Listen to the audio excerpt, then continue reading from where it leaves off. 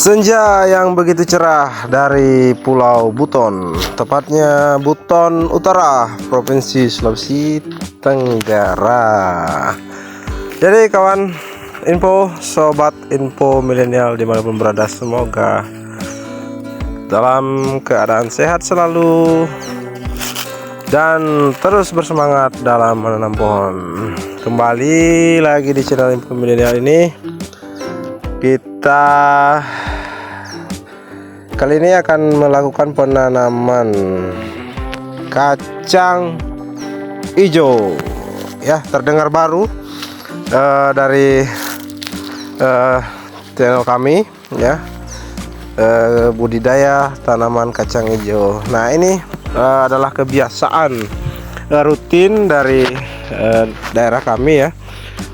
Jadi di tempat kami ceritanya ini adalah sawah tada hujan ya. Ketika di penghujung musim panen padi, setelah berakhir musim hujan, kita akan melakukan transisi ya. Jadi karena irigasi di sawah ini tidak ada pengairan teknisnya, hanya mengandalkan hujan. Jadi pada saat musim kemarau, memasuki musim kemarau, kita biasanya mengisi sawah kita ini dengan tanaman-tanaman jangka pendek ya. Beberapa diantaranya yaitu misalnya tanaman kacang hijau ini ya. Ada juga jenis kacang merah, kacang kedelai, kemudian ada juga semangka, tomat, cabai, dan lain sebagainya. Sambil menunggu musim penghujan berikutnya tiba, kemudian kita akan melakukan penanaman padi kembali. Nah, pada kesempatan inilah saya bersama tim info milenial sedang melakukan penanaman benih kacang hijau di sawah yang kami punya ya. Nah, ini benih kacang hijau yang kita dapat ya dari petani lainnya yang kebetulan juga sudah panen dalam waktu dekat ini. Nah, biasanya kacang hijau kalau usia panennya ya dari tanam ini sekitar kurang lebih 3 bulan sudah panen. Nah, jadi akan perkiraan kalau musim tanam saat ini di bulan Agustus, berarti ya September, Oktober, November sudah bisa kita panen. Nah, setelah itu kita mulai lagi akan persiapan penanaman padi. Oke, kacang hijau kalau lagi musim lagi bagus ya, curah hujan sedang rendah, lebih banyak kemarau, biasanya hasilnya cukup lumayan ya. Sebagai tambahan penghasilan kami sebagai petani ya, setelah padi, kacang hijau bisa menghasilkan lumayan untuk kebutuhan para petani sehari-harinya.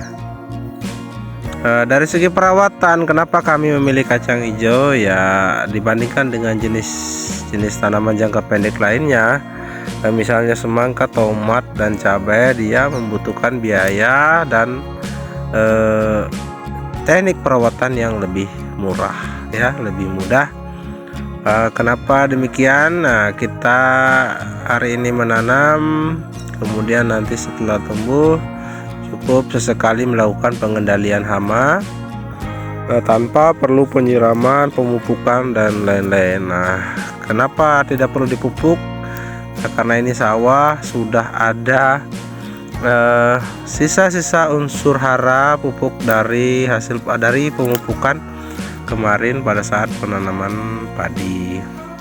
Nah, kemudian jerami-jerami yang sebagian tidak terbakar ini akan kembali terurai menjadi pupuk, dan pembakaran pun itu kembali memberikan unsur karbon dan abu ya kepada tanah di sini sehingga ini akan menambah kesuburan tanaman.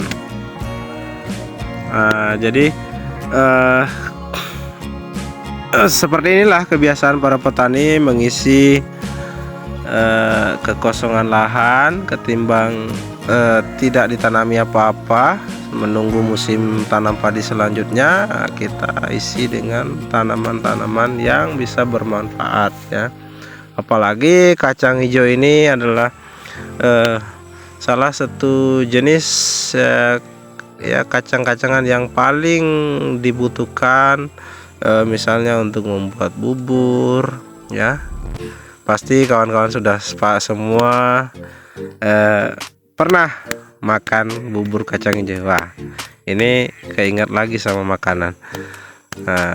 Ya, nah di samping itu hasil dari panenan ini selain untuk diolah langsung menjadi makanan, di sini harga jual lumayan loh. Kacang hijau di sini per kilonya tembus di harga 25.000. Jadi lumayan. Lumayan kita tabung-tabung biaya untuk persiapan musim tanam padi berikutnya. Oke ya, seperti itulah konsep investasi menanam pohon untuk biaya kembali melakukan pertanian selanjutnya untuk menambah kebutuhan sehari-hari dan seterusnya. Nah, jadi tetap semangat ya Sobat Info. Nah, yang belum pernah menanam kacang hijau, nah ini ya prosesnya. Terima kasih telah menonton Info Milenial. Jangan lupa subscribe, like, komen, dan share.